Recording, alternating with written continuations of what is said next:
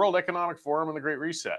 You know, you keep hearing about these things. A lot of our viewers and listeners are already well familiar with it, and pretty much everybody's heard of it, but it gets dismissed. I mean, it sounds bad almost. This is just a crazy conspiracy theory. It's not going anywhere. This is different, guys. This isn't the aliens coming. This isn't the lizard men. This isn't the Loch Ness monster. This is real, and we're hearing more and more about it more often. I'm talking about Klaus Schwab, the World Economic Forum, and the Great Reset. And it sounds like a classic conspiracy theory. I mean, a nebulous organization founded in the 1970s with headquarters deep in the mountains of Switzerland. It holds annual meetings in Davos where some of the most powerful people on earth attend on an invitation-only basis. This organization was founded by and still run by a professor named Klaus Schwab.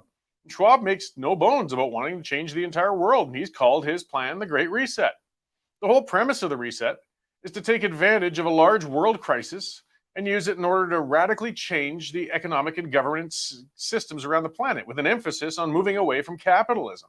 I mean, really, it all sounds almost like a buildup for some kind of supervillain in a James Bond movie or something, or as Blair says there, yeah, Dr. Evil, you know, in some of the parodies. But it's real. And because of that, many people roll their eyes and dismiss it. I mean, it's almost so cliche that people just can't believe it. And when somebody starts talking about Klaus Schwab and the World Economic Forum, they don't believe it. But the intentions of this organization are spelled out totally clearly on their website and stated in their speeches. Like, it's not hidden.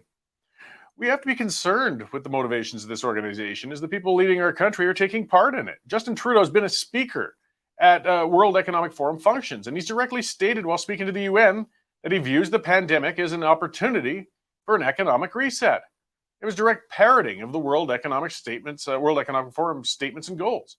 We need to be concerned with global leaders who could be motivated to exacerbate challenges and crises in order to pursue change that can't be achieved democratically. Look what we saw recently. The Great Reset calls for a world where a more centralized authoritarian form of governance and much less emphasis on individual freedoms. Many of these world leaders have a condescending world outlook. They're people born to privilege who feel it's their right and duty to take control of the unwashed masses for their own good. We saw that attitude in spades as Justin Trudeau obsessively pursued the implementation of the Emergencies Act. As evidence mounted that such an extraordinary means of control wasn't necessary, Trudeau responded by upping the ante and increasing his inflammatory rhetoric. He even implied a Jewish MP who was questioning his motives must be in league with neo-Nazis. Sort of sounds like Putin making his excuses for going into Ukraine. He just fires outward, doesn't apologize, and he clearly was obsessed and desperate. He wants power. Trudeau may very well have known at the time he was going to have to drop his push to suspend the civil rights of Canadians even before he forced it through Parliament. But he would not back down just on the basis of personal pride. He's proven himself to be a petty, vindictive man who wants to increase his personal power at all costs. He's not a deep thinker or a strategic planner. That's why he parrots talking points of organizations rather than coming up with his own.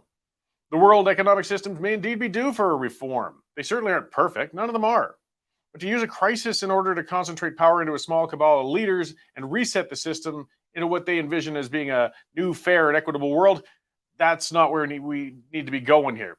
These people feel they're on the side of right, and they feel the ends justify the means. The developed world, for the most part, is dominated by democracies. It's imperfect, and it's messy, but it's by far the best system we've evolved into to date.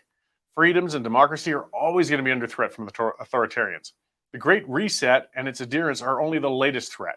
They're also, though, the most pressing and dangerous one we have right now. In this world of craziness and things that are going on, we can't let the Great Reset slide under the radar. It's real, and it's right in front of us. Check it out. Google it. I mean, again, it's not strange little obscure websites. It's right there. Don't let people roll their eyes and forget about it when it comes up. The world's in a period of crisis like we haven't seen in generations. We can't let these aspiring despots use this as the means to take our freedoms. Check these guys out. It's time to speak openly about it. As some people have been saying, some of those conspiracies of last year have turned into the facts of today, and the World Economic Forum is one of them. The lizard people, not so much.